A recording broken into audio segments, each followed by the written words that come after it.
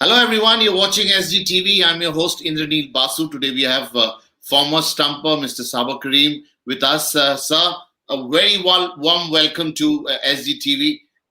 Good to see you. Very disappointed, sir, the way things are happening in Southampton. Thank you so much. Yes, because there's such an absorbing test match.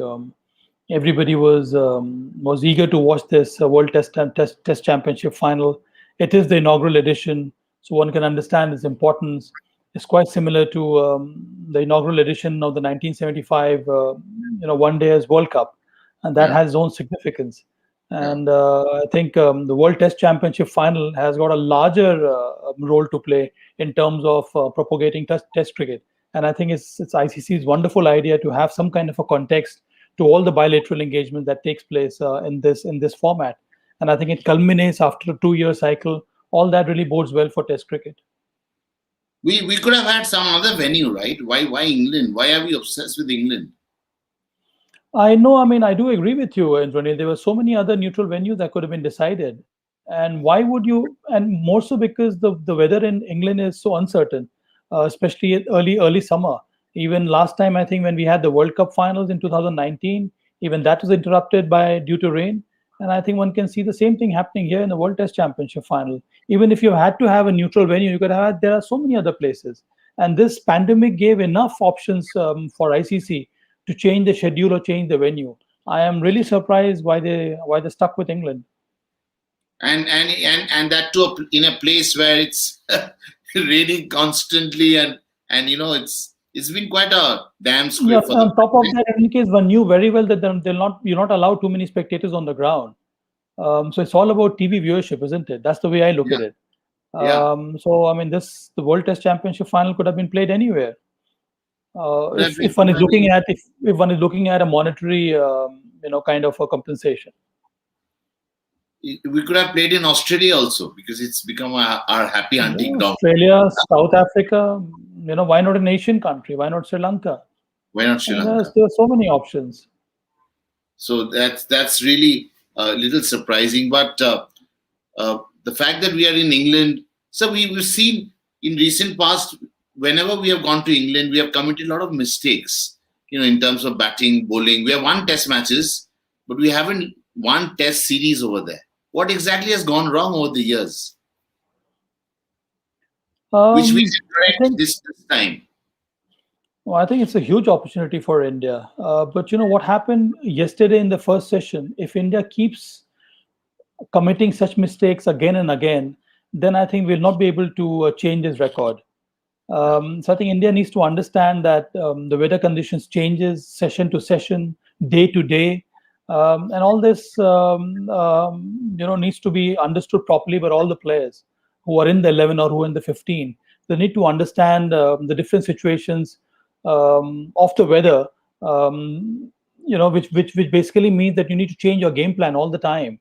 yeah. And I think that's and India failed to do so yesterday. We were in such a strong position.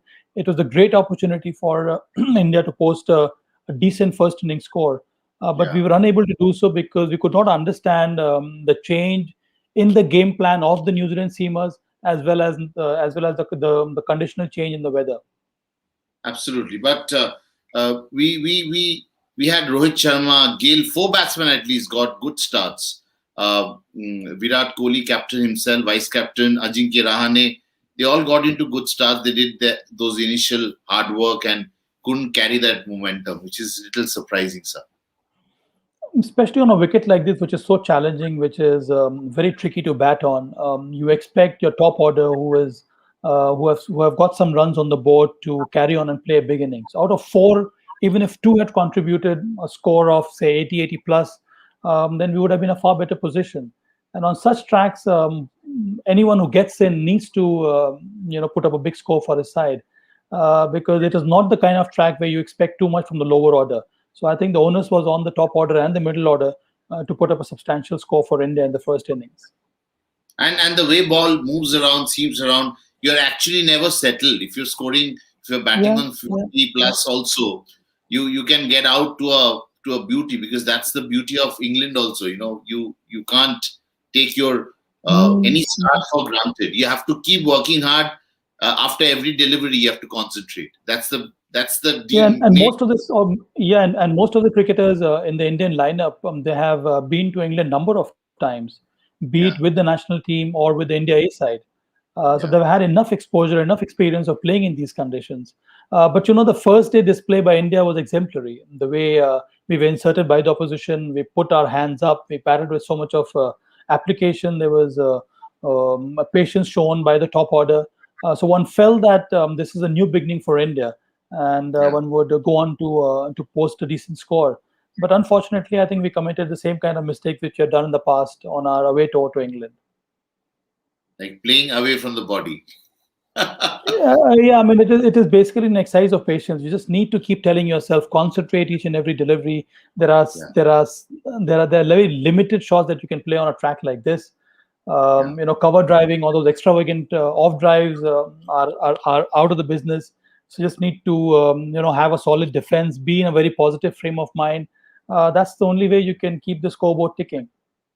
But sir, what do we do with when the muscle memories say something else? Rishabh Pant, trying to curb his instinct, stayed on for a little while, and then the muscle memory, of playing those ambitious shots on the offside cost him. Where his leg is. I know, Anjali, but that is how you learn. And what, there are players who learn from each and every innings. So expect Absolutely. that to happen in India's second outing. And it is not only for the batsmen; it's also for the bowlers. We keep harping on the weaknesses of our batsmen, but I think the bowlers also need to understand the kind of length you have to bowl to, and the Yeah, length also changes depending on the weather pattern. If it is dry, then you need to drag your length a little bit. If it is raining, or if you're playing under fading lights, or if it's cloudy, then you need to bowl full up. So these are the changes which you need to bring in your repertoire as a bowler, as a pace bowler. And I think that is why it's very important to be multi-dimensional as a pace bowler, to understand the vagaries of the wicket, so that you can adapt according to the situation and according to the wicket. and what about the line? The most important bit. Absolutely, absolutely, Indranil. Yeah, you're spot on. Line and length so important. It Yeah, keeps changing. line. That's why I said that is what adaptability is all about. Like for India, for instance, India doesn't have any swing bowler. We have seam bowlers, but it does not mean a seam bowler can't pitch it up. Look at Kyle Jamieson. He's not a swing bowler. He's a tall, lanky right arm pace bowler who's supposed to hit the deck. But look at the changes he brought in his line and length. On Yeah. second day morning, he pitched the ball up and he was rewarded. Same with Neil Wagner. They only have two swing bowlers. They have Tim Southee and Trent Bolt. So one can understand that it's easy for them to pitch the ball up. But even the other two backup seamers, Kyle Jamieson and Neil Wagner, they changed their length. So it was wonderful to see. And they make every ball. They ensure that batsman is playing every delivery they're bowling. Which is so important. Like Jamison was doing that. He was essentially making the Virat Kohli and company play every delivery, which is important. When the Ishan Sharma started off the proceeding, he was so wide. His line was so different. I mean, you have to make the batsman play. If it's not playing, the batsmen are not playing. How will they commit those mistakes? Yeah, I mean, we are talking about drivable length. You should make the batsman feel that this ball can be driven, and that is how it induce a false shot. So I think Yeah. it's a very thin line in trying to figure out the right line or the right length for a batsman to play a shot. I think that's the whole idea about bowling on such tracks. You have to make the batsman play.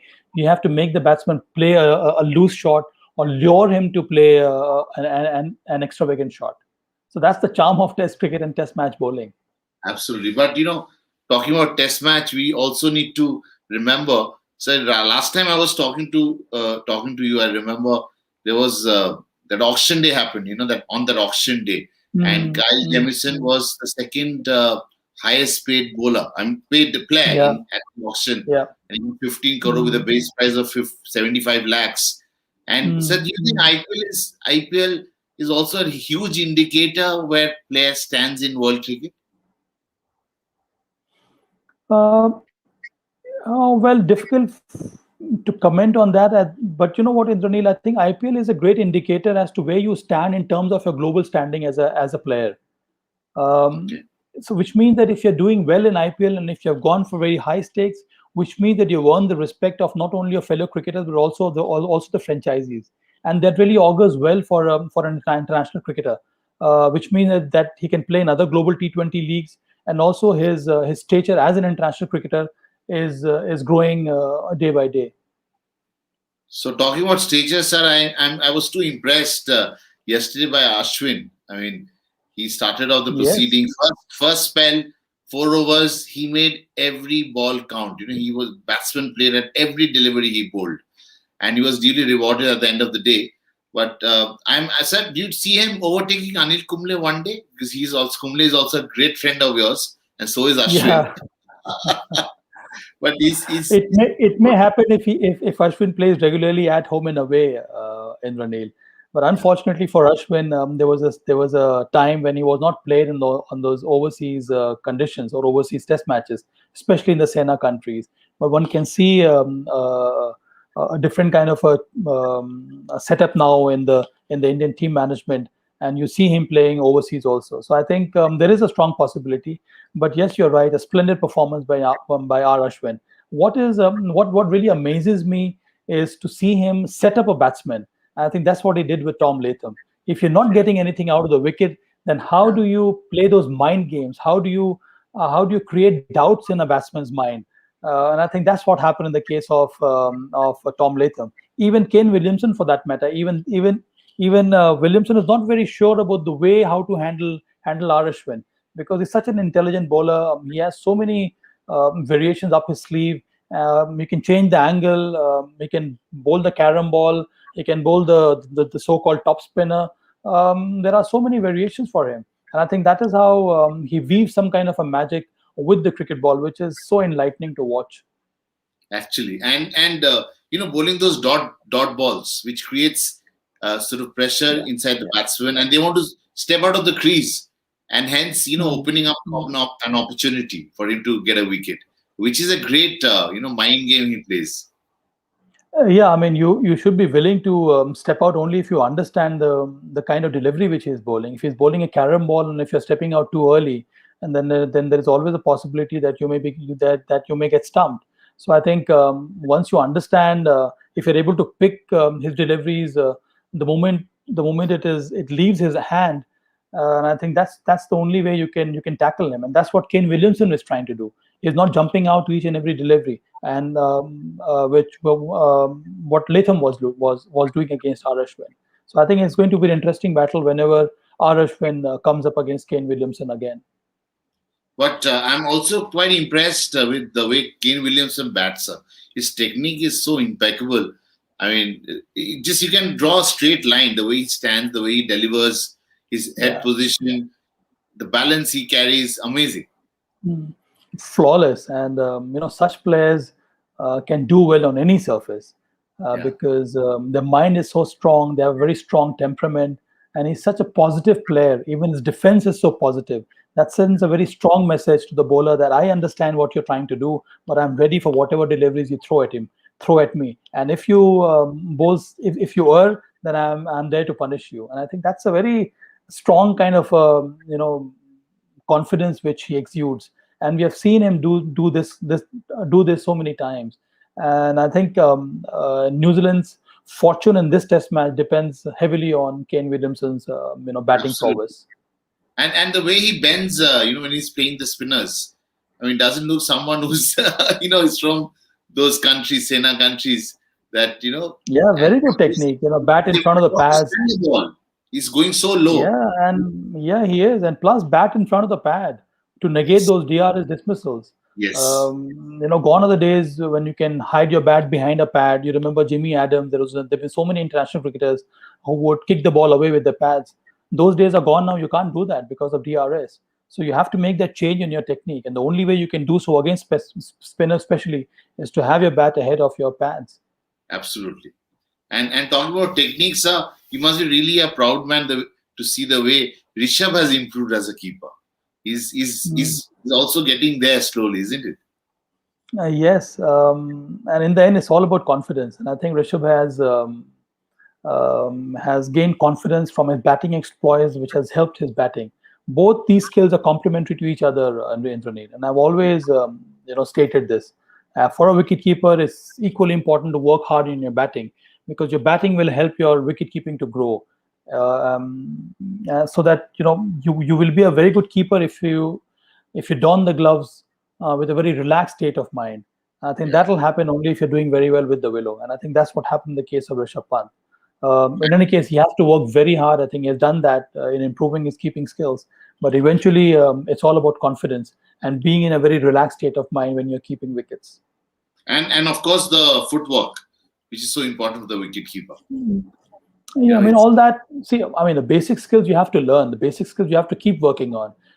You have to understand what are your weaknesses and try and rectify it. But in the thick of things, when you're playing a test match, everybody's eyes are on you. It's about confidence, and I think one can see that now in Rishabh Pant's wicket keeping. say in terms of footwork, if you were to mention three top batsmen in the current Indian lineup, who would be number one, number second, number third? How do you Because define footwork? in footwork, I in know. England, footwork is very important. I mean, without Yeah, I which know. you can't. Indranil. What I'm trying to say is that how do you define footwork? In my I mean, opinion, footwork quick is, on their feet.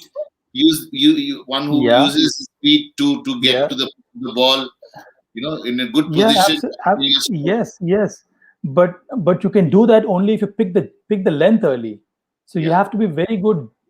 You need to have a very good judgment of the length. Only then your feet comes into motion, yeah, so that you're not caught in a no man's land. yeah, So you have to keep that in mind. I think a great player is one who picks the length early and gets into position quickly yeah, to play those shots. yeah, So the idea is to get into position quickly and play late. And I yeah. think those kind of players will always have excellent footwork.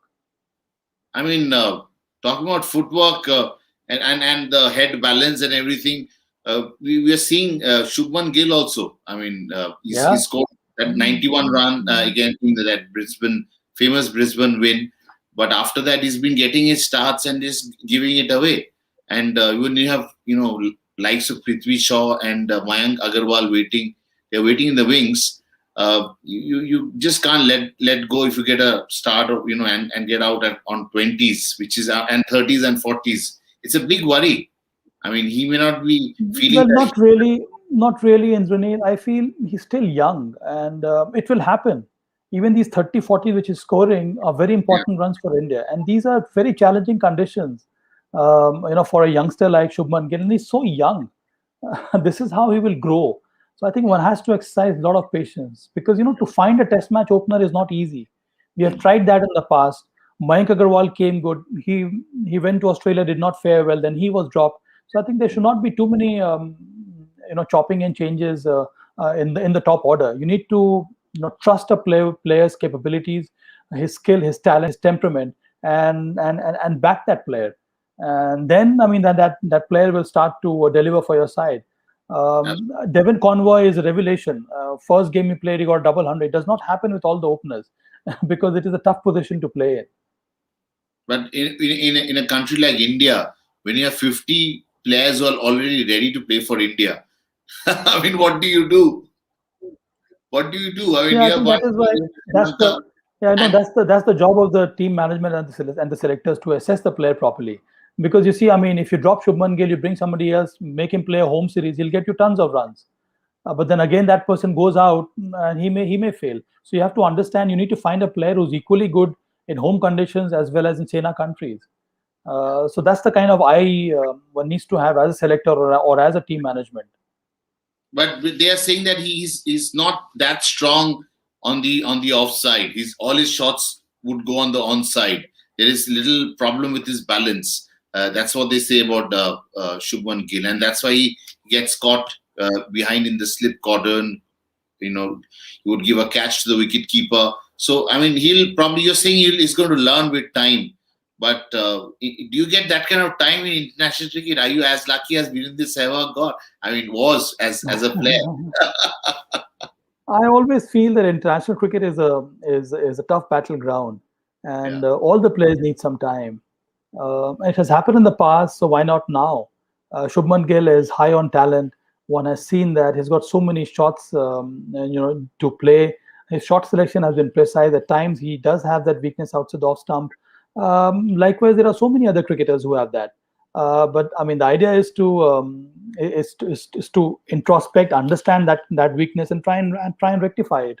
I mean, one has seen that in the past. So many legends of the game have had problems against short deliveries, and they turned out to be great run getters for their country. Look at Steve Waugh. There's so many players. Steve Waugh's name just came to my mind, but I'm just saying there've been so many cricketers, but still they've got runs at that level. And Steve Waugh was not comfortable against short pitch deliveries. That's what I'm saying. That's what I'm saying. But still, Yes. he found his own way of coping with Yeah. short deliveries, isn't it? Yeah.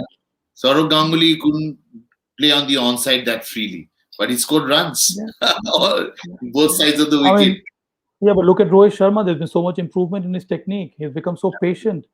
His game changes from white ball to red ball. Yeah. And I think this is what international cricket teaches you. And he You looks have to be. You need to play a natural game, but natural game has to come with more, with a lot of patience, depending on the conditions and depending on the format too.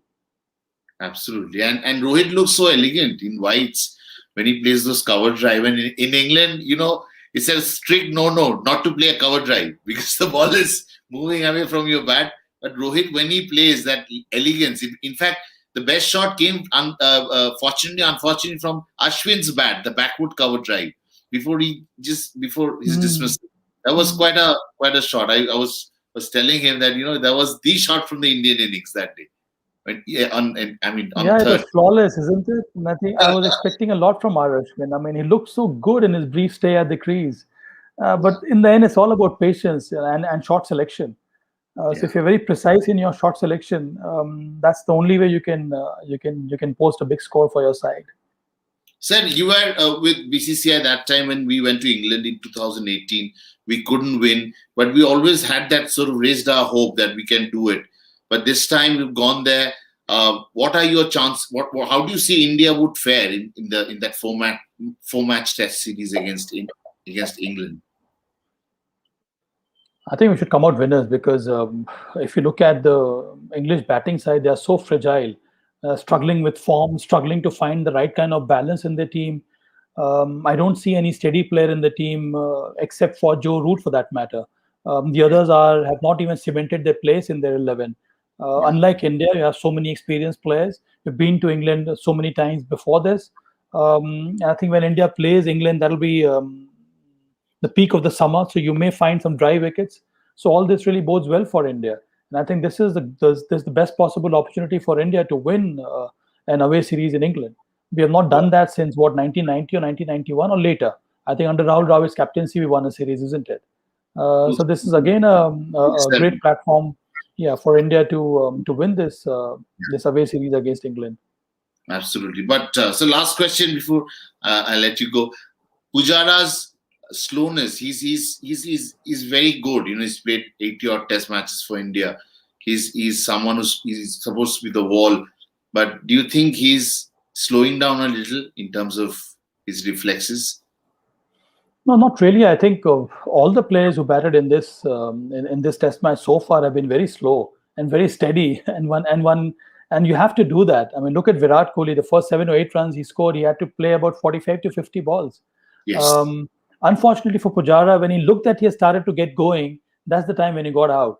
And Pujara's pattern of run scoring has always been like this. So his role is very well defined. It's tailor-made for him. And the other batting is supposed to revolve around him. Because he's such a stubborn player, it does not give away his wickets so easily. So I think Pujara will have a key role to play, not only in this test match in the second innings, but also in the upcoming series against England. Absolutely. So Samba Sanan is asking, he's saying, Namaste Saba Bhai, don't you think Indian domestic cricket should be played in this kind of challenging wickets? Where do you get England? We already do that. Now most of the wickets we play on in the domestic circuit, especially in Ranji Trophy, they are grassy tracks. And they have 2 mm or 3 mm grass on it. I think weather plays a big role in India. Our Ranji Trophy starts, say, in November, December, carries on till about March, April, and you play right across the country. North, you'll always find juicy wickets with a lot of moisture. If you go to maybe west, if you go to maybe south, you may not find such grassy tracks because it is not easy to maintain due to the hot weather that prevails during that point of time. Yeah, but I think domestic structure in India is very well planned now. And I think there are enough challenges for the batters in these conditions also. And this planning of whatever domestic cricket we are seeing, the robustness, 35 more than 35 odd teams, and it happened under your stewardship, Saba sir. Thanks a lot for coming on SGTV, sharing your views. You have been amazing as always. Thank you from bottom of my heart for coming on this show and sharing your Thanks, views. Emzanil. Yeah. Such a pleasure always chatting and interacting with you. And Thank you, all the sir. best. Thank you, sir. See you. Thank Bye you. bye. Bye, sir.